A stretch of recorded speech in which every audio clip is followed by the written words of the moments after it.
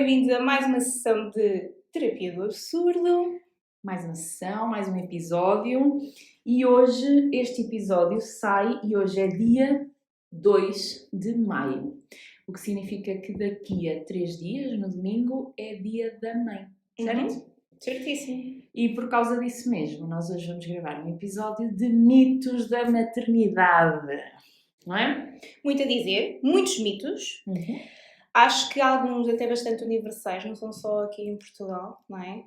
Sim, e pegando mesmo nisso, nós temos connosco duas mamãs, curiosamente uma portuguesa e outra não, portanto vai ser giro ver duas culturas, vai ser giro ver duas culturas diferentes aplicadas à maternidade. Nós costumamos ter aquela coisa de que as mães estudam todas por mesmo livro, não é? Vamos ver se no Brasil o livro é o mesmo.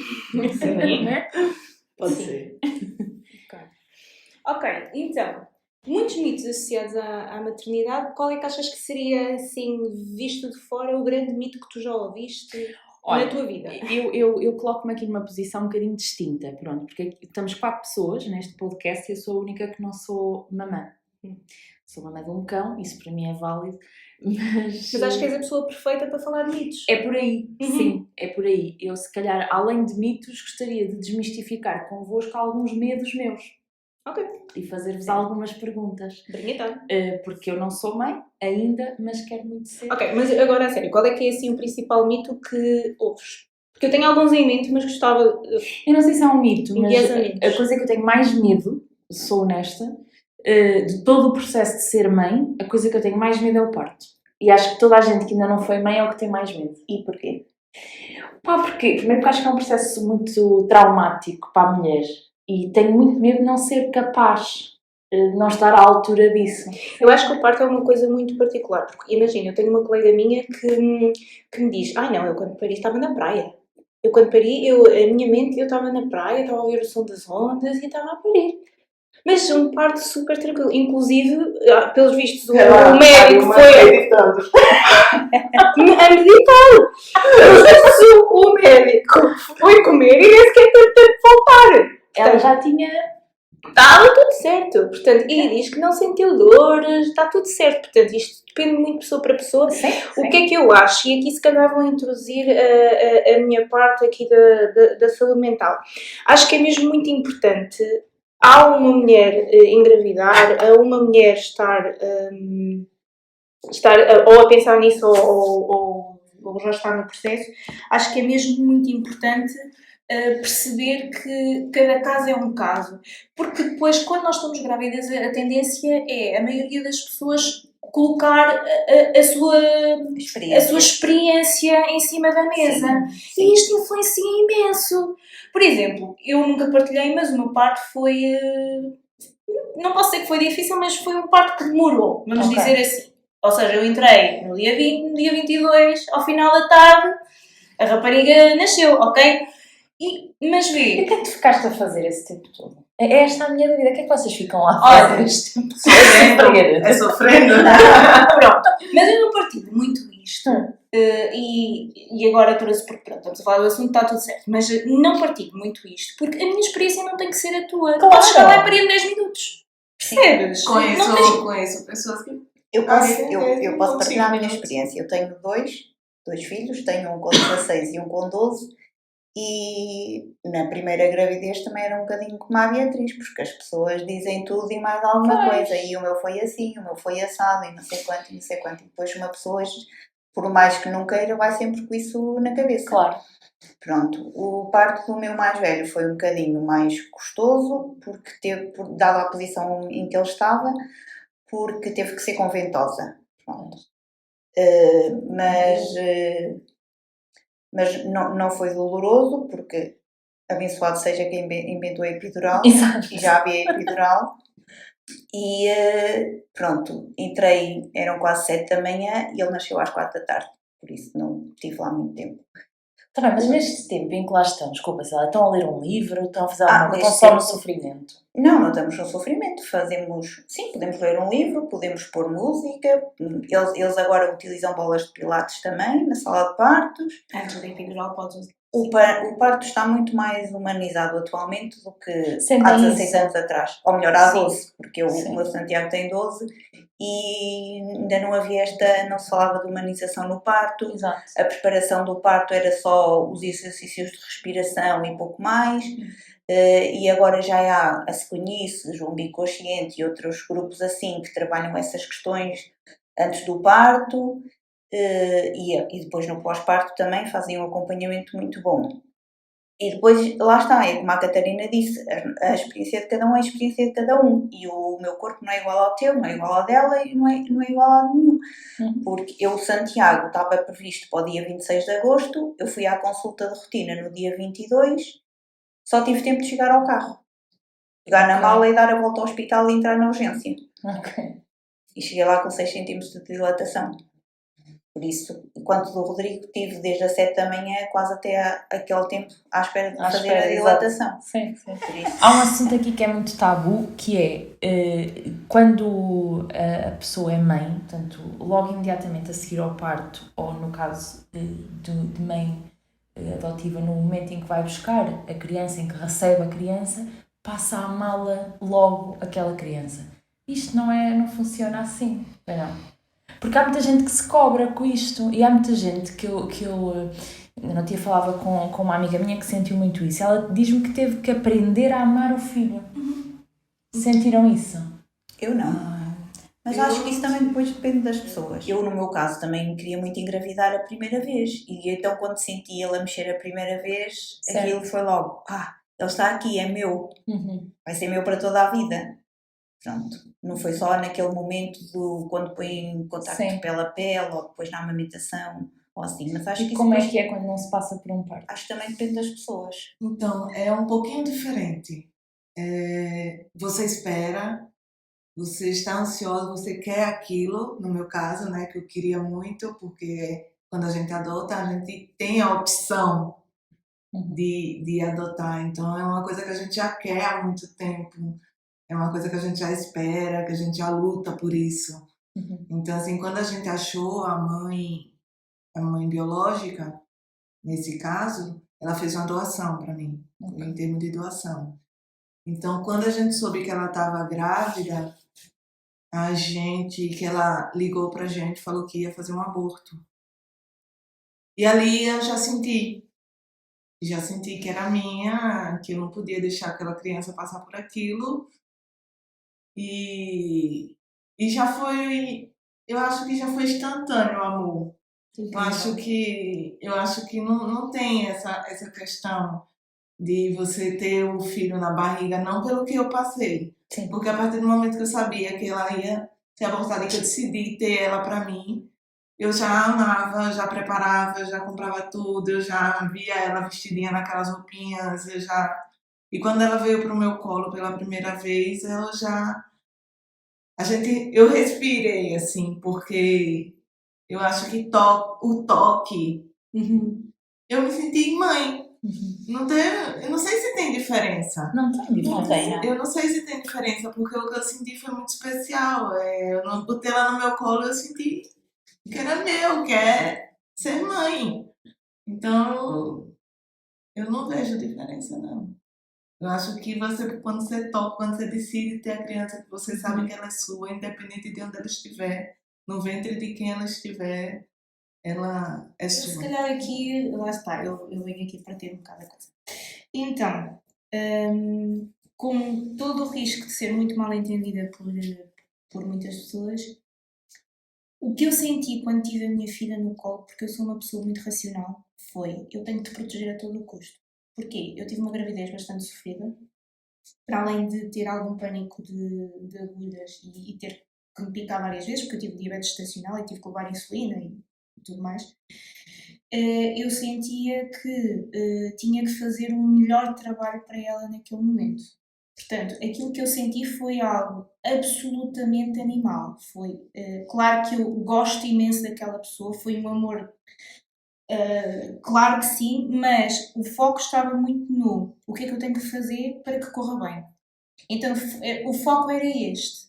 E posso dizer que só uns tempos depois, não chegou a um mês, mas umas semanas depois, quando a bebê me agarrou no dedo, sabes, aquele agarrar e que eu senti que ela estava a interagir, é que me bateu. Mas bateu aquela sensação de, uau, estamos a criar um vínculo. Isto é incrível. Tu conheces-me, tu sabes quem eu sou, não é só aquela que te dá comida. Sim. Sabes quem sou. É preciso desmistificar essa questão, que é válido que a pessoa não sinta aquela explosão de amor. Vocês sentiram? Sim. Mas é válido não sentir isso. Não, sim. Até depois de ter passado por um processo traumático, né? Sim, ou seja, eu sentia que o meu corpo era um veículo, sabes? Eu estava a trabalhar, eu tinha que trabalhar no racional para ser funcional. Certo. Porque se eu me deixasse levar pelos sentimentos, eu sentia que podia não estar bem para a minha filha. Porque depois é muita pressão. Eu nunca consegui controlar a diabetes gestacional e é uma das coisas que nunca se fala. Eu não vejo ninguém a falar sobre isto. E a culpa que te metem em cima, não estás a fazer o suficiente e tens que aumentar a dose. E depois, quanto mais aumentas de insulina, mais no desespero tu ficas. E então, a minha defesa para eu estar minimamente bem para aquele ser que não tinha culpa nenhuma disto foi: eu tenho que estar, não é no piloto automático, mas eu tenho que estar no racional. Certo. Porque se eu me deixar levar por estas emoções todas, eu vou começar a desabar e não lhe vou conseguir dar aquilo que ela precisa. E então, esta foi a minha postura. E há muita gente realmente que não consegue compreender isto. Sim. Mas porquê? Porque se calhar nunca viveu isto. Ou porque idealiza que será completamente diferente. Eu acho que a frustração vem daí. Nós já falámos várias vezes nisto. A frustração é a diferença entre a expectativa e a realidade. E a questão é mesmo essa, é que toda a gente espera que ao fim de parir vai sentir uma explosão brutal de amor e amar aquele ser. E quando isso não acontece, vem a frustração. E com a frustração vem o sentimento de culpa. Que é um sentimento que acho que acompanha todas as mães. Sim. Não. Primeiro depois sai, depois vem a culpa e depois é que sai a placenta. É assim. Okay. Mas a culpa fica. A culpa fica. Percebes? A placenta passa vai. por várias etapas, vários estágios. Assim. E como é que se lida com a culpa? Então, é difícil lidar com a culpa. É muito frustrante lidar com a culpa, porque você tem que tirar a parte positiva dela. É a única forma de você superar, não? É você buscar o lado positivo e tentar esquecer o lado negativo da culpa. É o único jeito. E mesmo assim, às vezes a gente não consegue. Eu acho que é quase como na situação do parto. Quando nós somos mães, não conseguimos desassociar esse sentimento de culpa aos mitos que ouvimos e ao que nos é incutido durante a nossa vida até chegar a esse momento de sermos mães. E que tens que fazer assim, e que tens que fazer assado, e que tens que não sei o quê. E depois se nós sentimos-nos um bocadinho culpadas por não querermos por esse caminho e depois um bocadinho inseguras também de querer arriscar novas coisas. A mulher tem um instinto. Na minha opinião, a gente não nasce mãe, mas a gente tem um instinto de mãe, que é aquele instinto protetor, é aquele instinto do cuidado. Sim, a maioria de nós. Porque tem a parte que a maioria de nós, pelo menos, é verdade. Tem a parte de você gerir o filho dentro de você, né? Que traz a parte hormonal. Sim. E a parte hormonal, muita gente fala que, eu não passei por isso, mas muita gente fala que isso é muito válido para você se tornar mãe, para você ter aquela sensação de ser mãe. Os hormônios ajudam bastante. Eu não passei por isso, então eu não sei como é. Mas eu acho que ser mãe é muito isso, eu acho que é muito instinto. Porque você tem que saber lidar com muitas situações, então você não tem como avaliar se isso vai estar certo ou se vai estar errado. Não tem como você saber se vai estar certo ou se vai estar errado. Você tem que ter coragem de enfrentar. Sim, é quase um bocadinho como a Catarina disse, que nela nasceu o sentimento de proteção. E acho que isso nasce logo connosco. Mesmo quem é mais sentimental como eu, claro que foi um amor assim, mas também aquele sentido de proteção e de pronto, ele agora está aqui e precisa que eu o proteja e que faça as coisas por ele. Eu acho que Agora, hoje em dia nós já estamos a entrar numa geração um bocadinho diferente em que, inclusive, os próprios profissionais já têm muita formação sobre o assunto, principalmente os hospitais amigos dos bebés, eles são obrigados a ter este tipo de formações e, portanto, em termos de mesmo... Claro que estamos a falar de profissionais de saúde, à partida estamos a falar de pessoas empáticas, não é? Que deveriam ser, não é? Deveriam ser. Sim. Mas... Como em tudo na vida. Como é que eu vou expor isto sem perder mal? Acho que esta ideia de que, ponto número 1, a mãe assim que recebe o filho nos braços, recebe logo aquela explosão e desata a chorar, tem que ser desmistificada. A questão da amamentação tem que ser desmistificada. A questão de está tudo certo eu escolher estar um período de tempo sem ser eu a amamentar o meu filho, sendo que o meu companheiro pode fazer por outras vias. Está tudo certo. As depressões pós-parto também existem muito por causa da pressão dos familiares. Sim. E das equipas com quem trabalham. E quando falamos da pressão dos familiares, muitas vezes vem das próprias mães. Sim. Sim, também. Também. Porque se eu fiz assim é o correto. Exato. É o correto. Sim. E agora existem muitas coisas que protegem as mulheres, nomeadamente o plano, o parto e outras coisas, mas eu acho que não podemos entrar em extremismos e a pessoa tem que aceitar aquilo que vier, aquilo que eu sinto é aquilo que eu sinto, eu vou verbalizar desta maneira, ponto. Porque às vezes também há mulheres que depois focam-se mesmo naquilo e não sabem como é que o corpo vai reagir no momento do parto e podem não conseguir levar o plano que têm imaginado. Eu não tenho problema nenhum em partilhar. Eu fiz o meu plano com a certeza de que poderia não correr assim e não correu. Certo, ponto. Praticamente nada. Mas não correu porquê? Eu pus na cabeça, olha, ela vai ter que sair de alguma maneira. Certo? Correu muito bem, corre muito bem. Eu só quero é que ela esteja bem. Certo. Dentro do que eu puder fazer para ajudar a sair o mais saudavelmente, eu vou fazê-lo. E por isso é que eu estive lá 2 dias e tal. Certo? Certo, não forçaste. Não nada. forcei. Sim, foste ao teu tempo. E aceitei o que os médicos disseram. Agora, uma coisa que eu recomendo e sim é, neste conceito de parto, terem consciência, eu sei que muitas vezes com as dores e tudo mais, eu percebo perfeitamente, been there, done that, ok? Mas a própria pessoa, quando lhe é feita, nem que seja uma recolha de sangue, perguntar para que é isto, o que é que vai ser feito agora, ou seja, a pessoa estar sentir poder e estar informada nesse sentido. Sim. Porque também muitas pessoas, e agora eu vou ser um bocadinho politicamente incorreta, mas há muitas pessoas que têm até algum receio de perguntar ao profissional de saúde o que é que se está a passar, pois ficam muito confusas, com toda a legitimidade, porque não estão dentro, né? Muitas vezes as primeiras vezes não sabem o que está a acontecer, não é? Não têm informação sobre o assunto. Passamos da urgência para a sala de partos e depois é colheitas, depois é catéter para pôr soro, depois é mais uma coisa, depois é epidural, depois é mais não sei o quanto e andamos ali nestas voltas.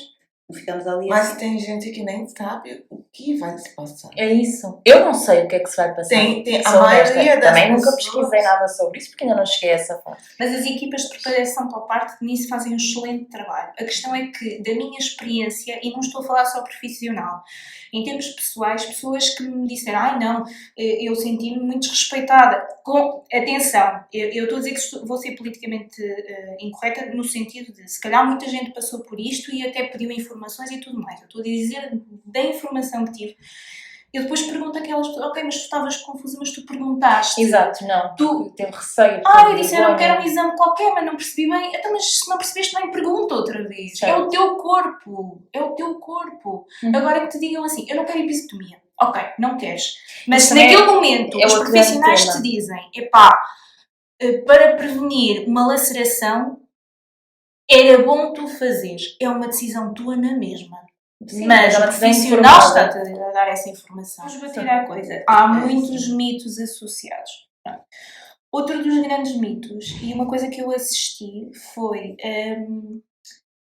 uma mulher dizer, já era o segundo filho, e a mulher dizer assim, eu não quero amamentar. Foi uma experiência absolutamente desconcertante e horrível, e eu não quero amamentar. Mas hoje em dia, que os profissionais de saúde sabem os benefícios todos do leite materno, nós sabemos os benefícios do leite materno, fantástico e tudo mais, então incentivam, e tudo o que seja com respeito, o incentivar, eu aceito, agora é legítimo, é tão legítimo como amamentar. Eu posso dizer que eu passei por uma experiência um bocadinho má nesse sentido, porque eu senti a certo ponto que não havia apoio absolutamente nenhum. Tu vais às redes sociais e é tudo a quem amamenta, certo? É as mães que amamentam, é tudo amamentação, tudo.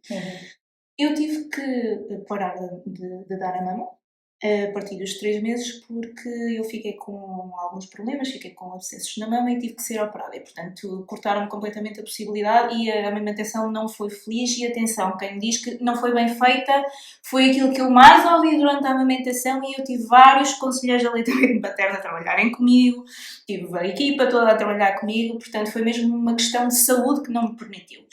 E uma coisa que eu senti é que não há representatividade suficiente nas mães que precisam de dar, até escolhem amamentar, estão a tentar, mas precisam de fazer um regime misto, de suplementar com o leite de fórmula. Ou até mães que escolhem dar leite. Eu tive escolha.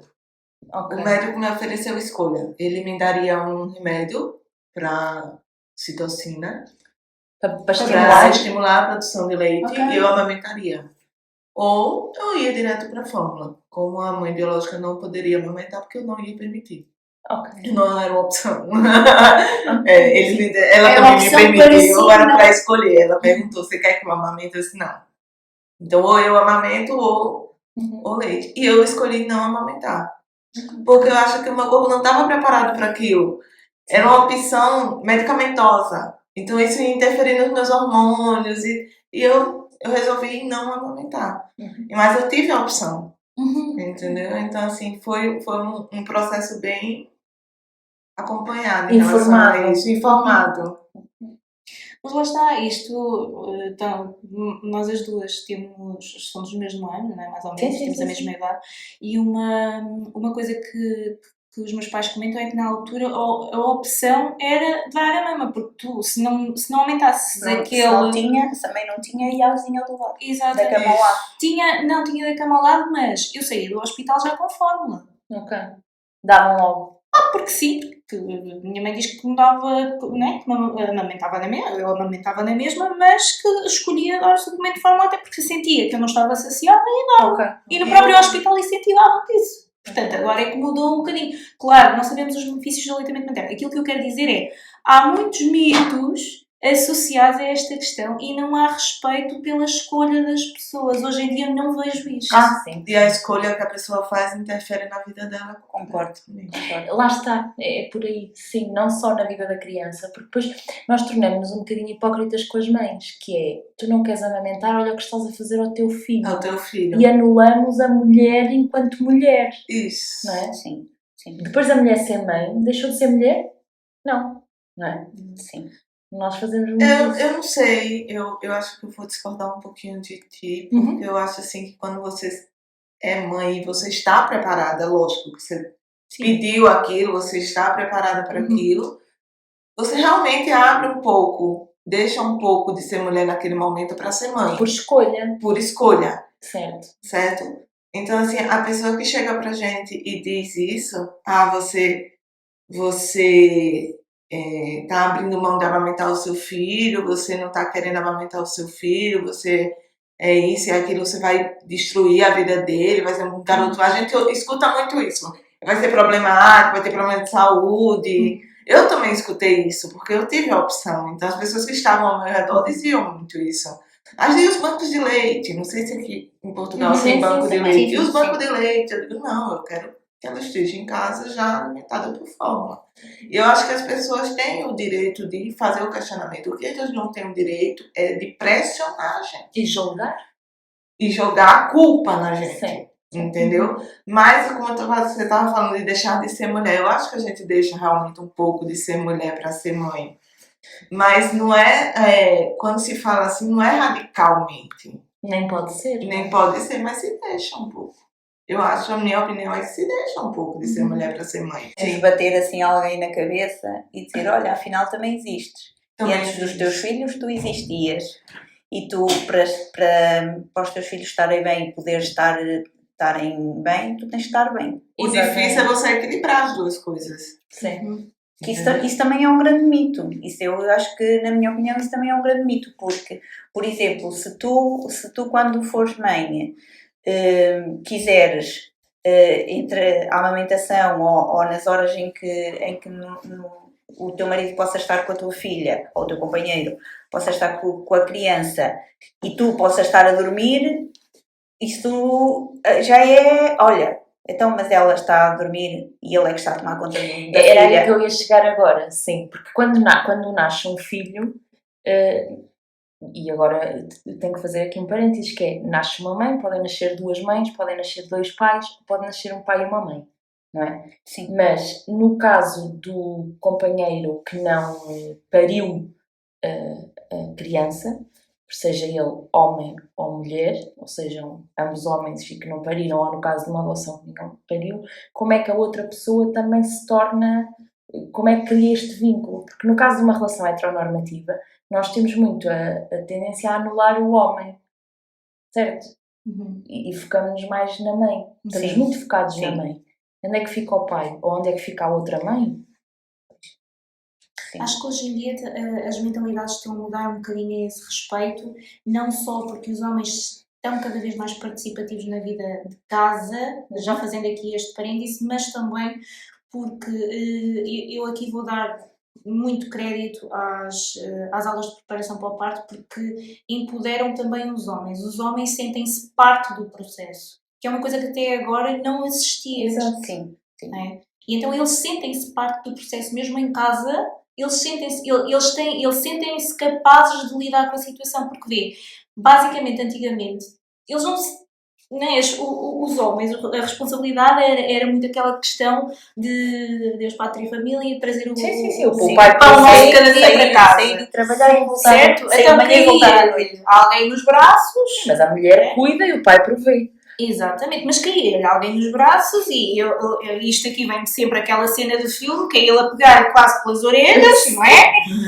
Género, o que é que eu faço com isto? É? Portanto, hoje em dia, cada vez mais nos meus pais, mais dentro daquilo que é o papel que nós associamos ao maternar. Eu acho que maternar não tem que ver só com a mulher. Maternar, paternar é muito cuidado é por aí, sim. Ao ser, né? Ao bebê, criança, etc. Eu acho que os pais cada vez estão mais, e parabéns por isso, porque estamos a evoluir enquanto sociedade, embora muita gente diga que não. Mas eu ia introduzir aqui um grande tema que é: a nossa vida gera-se só à volta daquele ser.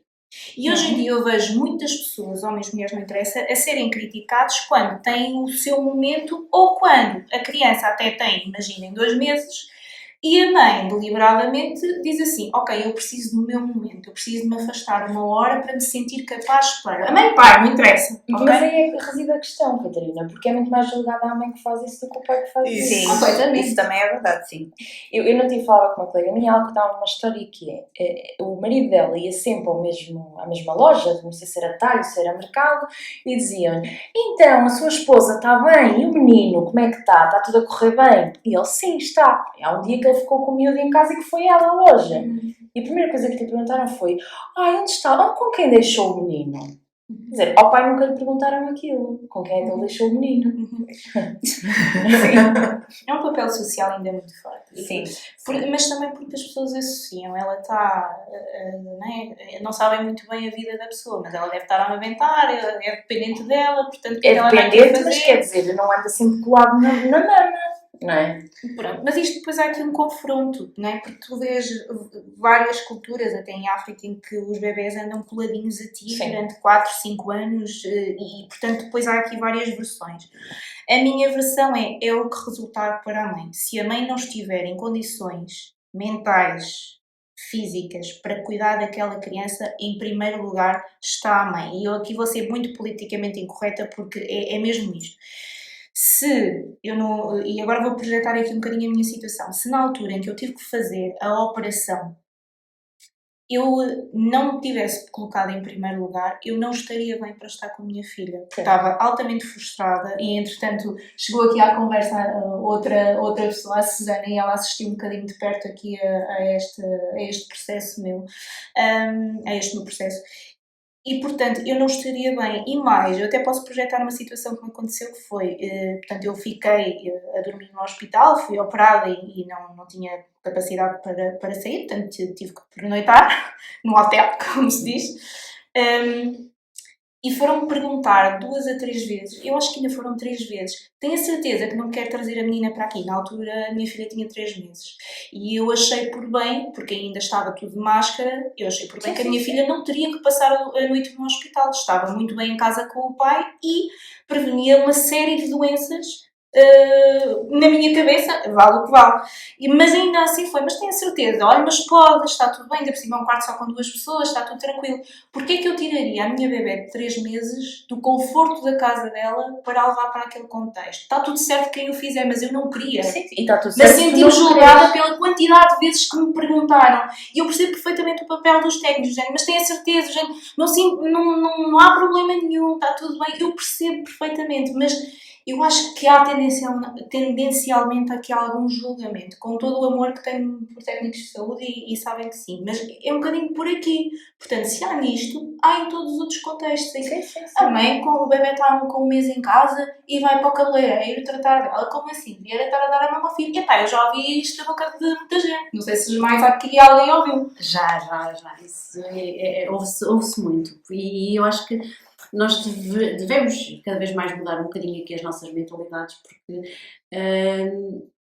o que está bem para aquele bebê é o que também está bem para aquela mãe. Se aquela mãe não está bem, e se para aquela mãe o facto do bebê, no teu caso, o facto de a tua filha estar lá ia ser pior psicologicamente, porque ia estar a pensar que a tua bebê está ali em contexto de Covid, ela pode apanhar alguma infecção, portanto, porquê é que eu vou trazer? Porquê é que me estão a dizer para eu trazer? Se isto está bem para mim, acho que deve ser respeitado. Perguntam uma vez, ok, tudo bem, não há necessidade de perguntar mais.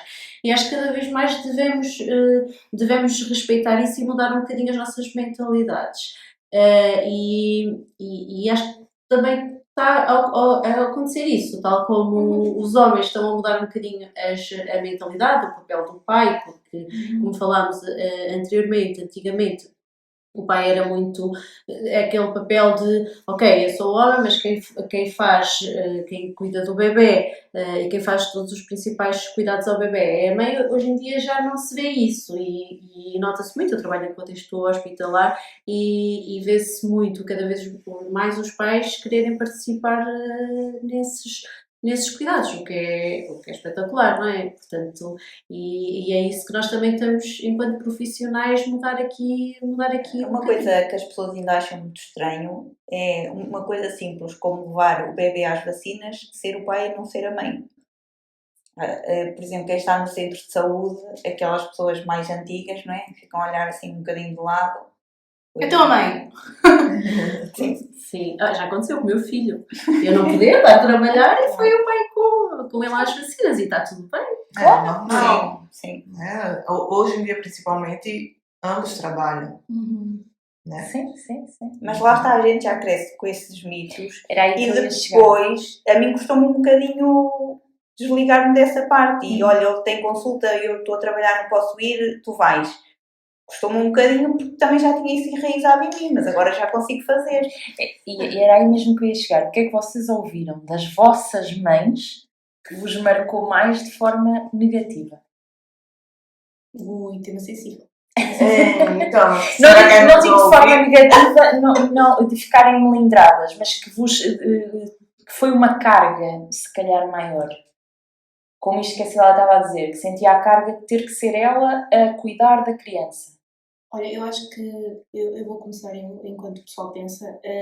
Eu acho que é muito uma questão de perspectiva, no sentido de não aconteceu nada, não me disseram nada passível de melindramento, mas numa altura muito má que eu tive nos primeiros tempos, me senti altamente incapaz por não conseguir alimentar a minha filha, porque é a realidade. Qualquer coisinha me deixava transtornada.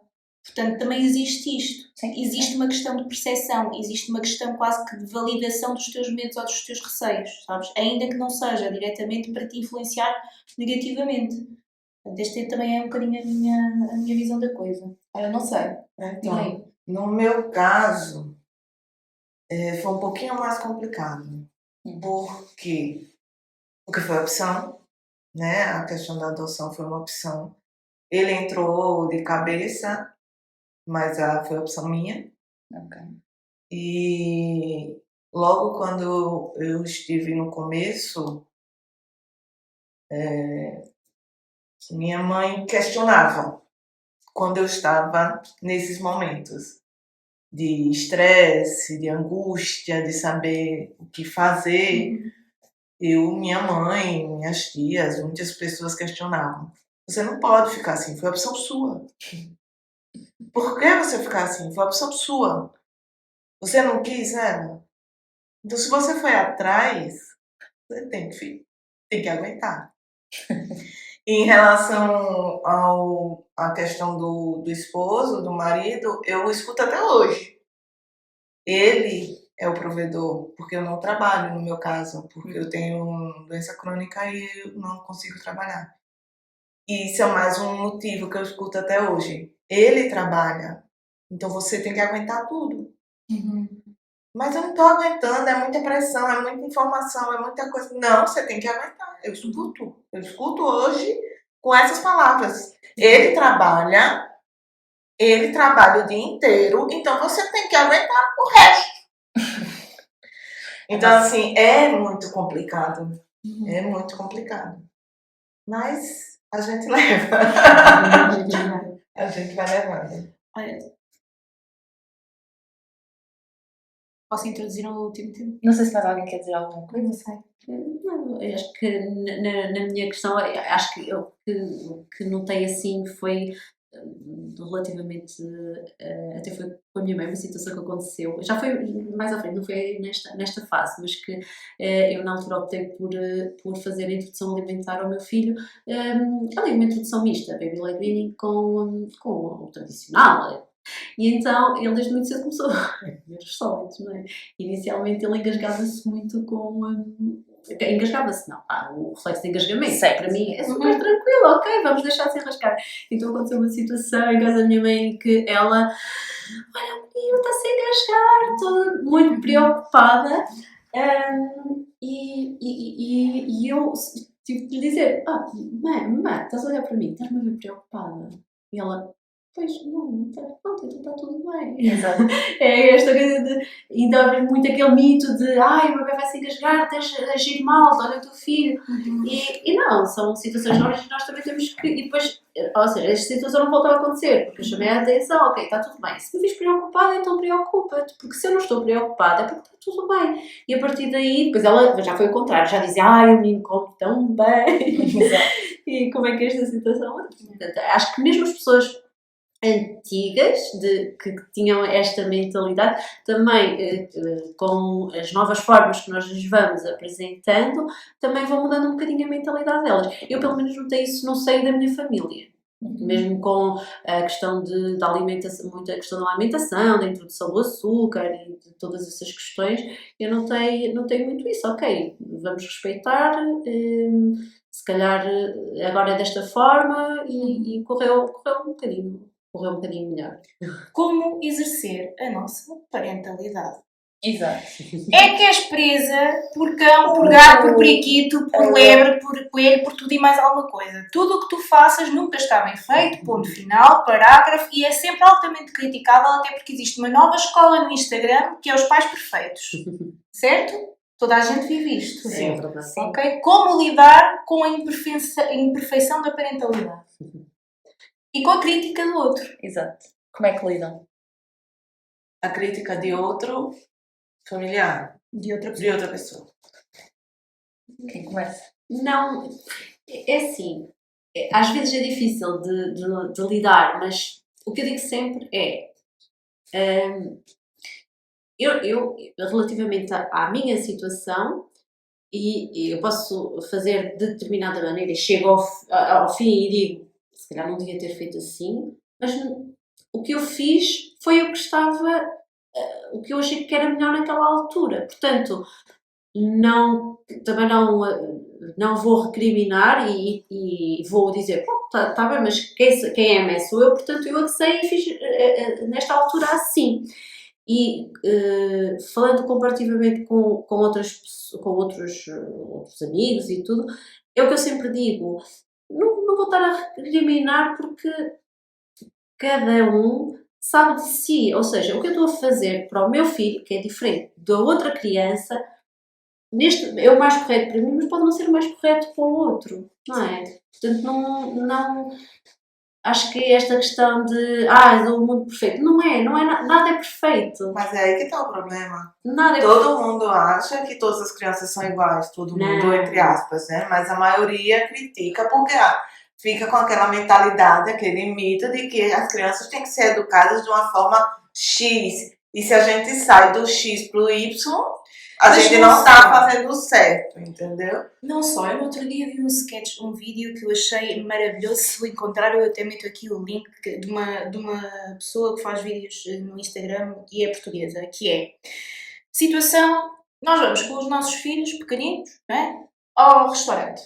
Então, pessoas a criticar, porque está a utilizar o telemóvel, que horror, deixa utilizar o telemóvel nos restaurantes, olha, já viste que ele está tão vibrado no telemóvel. Não usa telemóvel, está a querer andar pelo restaurante e a fazer desenhos e a correr e não sei o quê. Que horror, porque ele anda aqui a correr de um lado para o outro, não conseguem controlar a criança, realmente não tem a mão nela e não sei o quê. Ou porque o puto é muito calminho e então dizem, aquela criança é muito calma, coitadinha, deve sofrer imenso em casa. Portanto, é perfeito para representar a parentalidade. Olha, eu vou pegar nessa história do restaurante e vou introduzir aqui um tema que é mesmo esse e que as pessoas não... Eu não sou mãe, como já disse no início do episódio, mas as pessoas normalmente criticam-me muito quando eu digo isto. Mas eu continuo a defender a minha posição e quando for mãe também eu vou defender, que é, assim como existem espaços para fumadores e para não fumadores, deviam existir espaços para crianças e sem criança. Porque a verdade é uma. Eu levo o meu filho ao restaurante e posso efetivamente estar a incomodar outra pessoa. E é válido que a pessoa não ache piada ao meu filho andar a correr pelo restaurante. Sim, mas aqui a questão, aquilo que tu me estás a dizer é bom isso existir, mas funcional para as crianças. Porque as crianças não gostam de estar realmente no restaurante. É por aí. Ou seja, legos. É isso. Um espaço com legos, com cenas para escrever, coisas. Eu, enquanto pessoa que não tenho filhos, às vezes sim, sou sincera, não me apetece estar num restaurante e estar o miúdo a berrar. Não apetece, não vou ser hipócrita e dizer que acho lindo, não acho. Às vezes apetece-me ir lá dar 2 chapadas à criança. É a realidade. Então, eu encontro muito. Às vezes pensas isso dos teus próprios filhos. Essa informação que eu tenho para te dar. Não, mas isto dizer que eu gostava de ter a opção de ir ao restaurante sem crianças. Sei que eles depois só querem ir para o McDonald's e lá. Os tablets estão lá. Mas lá está, mas ao mesmo tempo devia de haver a sala para crianças, onde ninguém julga ninguém, porque só lá estão pessoas com crianças e cá há atividades lúdicas para as crianças fazerem. Porque a criança não é obrigada a estar ali a olhar para nós e a ouvir a nossa conversa de adultos. Pois, então, E é uma ser coisa que adulta. até a gente não quer, não se sente bem, entendeu? Então, assim, lá no Brasil, eu ia muito a restaurantes. A gente frequentava bastante restaurante, graças a Deus. E a gente sempre dava opção àqueles restaurantes que tinham essa área. Não a área com as mesas separadas. Eles não tinham áreas com mesas separadas para quem tem filhos, mas eles tinham um espaço para as crianças. Então, uma mesa no canto, ao lado das brinquedotecas. Não sei se vocês chamam brinquedoteca. Sim. Então, todos os restaurantes que a gente frequentava, depois que ela nasceu, antes a gente ia para outros. Aí depois que ela nasceu, a gente começou a frequentar eles, que lá a gente tem muito. Aqui eu não vejo muito. Não é. Aqui eu não vejo, mas lá a gente tem muitas opções. De pizzaria, restaurante de todos os tipos. Tudo. Então, assim, Exato, o único tem um McDonald's. Uma brinquedoteca e as mesas ao redor da brinquedoteca, que é onde ficam os pais. E os cantos mais afastados para quem é solteiro, Exato. jovem. Sim. Então, assim, é muito benéfico. Até porque é uma opção para mãe. Também. Para sair de casa. É uma opção para gente que é mãe, que não tem que tem aquela correria do dia a dia, não consegue sair com o marido, sai com o filho, deixa o filho na brinquedoteca no restaurante e curte o marido. Sim. Isso é perfeito. Lá a gente fazia muito isso. Aqui a gente não consegue ir para o restaurante porque ela não fica parada. Ela é imperativa. Ela não fica parada. Então a gente não consegue ir para o restaurante, só para McDonald's ou shopping. E o shopping a gente deixa ela passear um pouquinho enquanto a gente conversa. E até para as crianças é uma experiência muito mais integrativa. Olha, eu falo por experiência própria.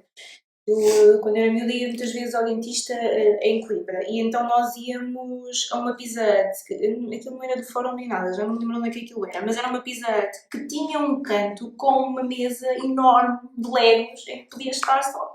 Tenho momentos super felizes lá. Exato. Os restaurantes no Brasil, eles montam pula-pula, aquelas escaladas, várias só para isso. Então, eu acho que era muita opção para a gente, tinha muita opção, de todos os tipos de restaurantes. Porque era agora, para fechar aqui o episódio, era aí que eu ia pegar, que era o facto das pessoas quererem que a criança haja como um adulto. E por vezes fazer coisas à criança que nós, um adulto, não pediríamos. Como, por exemplo, a criança não vai conhecer uma amiga da mãe que não conhece lado nenhum. E a mãe está-lhe a dizer, dá um beijinho. Dá um beijinho à amiga. Porquê que não queres dar um beijinho? Nós, um adulto, não fazemos isto. Nós respeitamos o adulto. Porquê que a criança não é respeitada? Já há crianças respeitadas que sabem limites e tudo mais, não é? Mas sim. Sim, mas olha, dou-te o meu exemplo. As pessoas ficam um bocado a estranhar porque a minha filha neste momento tem 1 ano e meio. E apesar de ser muito pequenina, acabo sempre por ir trabalhando isso com ela e trabalhando as partes do corpo e onde é que só os pais, neste caso, é que dão bem e que podem fazer estas coisas para ela. E tive uma situação no supermercado, uma conhecida, que era, dá-te um beijinho, dá lá um beijinho, não sei o quê, então vá, dá um 5. E ela nem um 5 quis não, e está tudo certo. A pessoa ficou extremamente melindrada, do género, então, mas tu tens que ir para a creche. Na creche é que tu aprendes a socializar. E eu, pois, ela sabe socializar muito bem, só que não se sente confortável. Isso também é uma questão das pessoas, dos adultos, abrirem um bocadinho as mentalidades, não é? Isso, Sim. porque depende muito também da criança, Sim, né? Porque o adulto tem que ter noção de que a criança tem uma personalidade. Exatamente. E não é a gente que põe a personalidade na criança. O meu Não, filho, ele- até na creche, é um bocadinho mais velho que o teu. Meu filho já tem 3 anos. E ele não dá beijinhos a ninguém. E ele não dá mais 5 a ninguém. Não conheça. E é válido isso. Eu passei por uma Claro que situação sim. terrível, assim, pra mim, assim, terrível entre aspas, né? Uma senhora pediu um abraço pra ela, só que ela não conhecia a senhora. Ela era amiga, a senhora era amiga do meu esposo. Na época ela tinha 4 aninhos, 4 para 5 anos. E a mulher insistiu que queria um abraço, Ela olhou pra cara da mulher e disse, eu não vou lhe dar um abraço, eu não te conheço. É válido. Mas o importante, lá está, é respeitar, não é? E pôr-nos muito no lugar de, é um adulto que pedia isto? Porquê é que estou a pedir a uma criança? Não é? Até isso a gente sofre porque a culpa é da mãe. É sempre a culpa da mãe que não sabe orientar, né? A primeira coisa que dizem é a mãe não soube orientar. Isso começa logo no momento em que tu vais para casa, tens de começar logo a pôr limites. E depois começas logo a ser criticada e julgada porque não queres lá 50 pessoas em tua casa, porque não queres que deem beijinhos nas mãos, porque não queres que deem beijinhos à criança. Assim, isso Começa logo desde da primeira semana. Sim, eu tenho passado pela experiência e também acompanhado algumas mamães assim, recém-nascidos. É muito difícil, por vários motivos, esses limites físicos com os familiares. Ou porque sentem que estão a pôr em causa a relação que têm com as pessoas, ou porque realmente sentem que a voz não é ouvida, porque por muito que tu digas não há beijo, não há proximidade, coloque máscara, há sempre da parte da outra pessoa ali alguma coisa, mas porquê? Eu não estou doente e tudo mais, portanto é mesmo muito complicado este tema. Eu acho que é dos mais complicados no pós-parto, principalmente para pessoas que estão muito conscientes do que é que as viroses e nisto se calhar tu sabes falar Nós melhor que falamos eu. muito nisso na maternidade para terem esse alerta, porque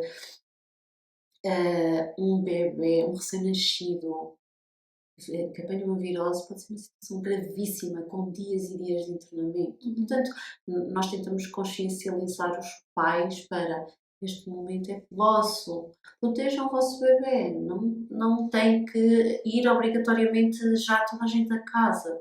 Protejam, este período é muito importante para proteger, e mesmo às vezes quando tem irmãos, quando tem irmãos mais pequeninos, não privar, claro que não vai privar o irmão do contacto com o bebê, mas ter aqui alguns cuidados para que não haja aqui esta transmissão de vírus, porque por ser assim sabemos que o seu sistema imunitário está muito mais frágil, muito mais debilitado, portanto é normal que possa apanhar mais facilmente vírus e não recém-nascido.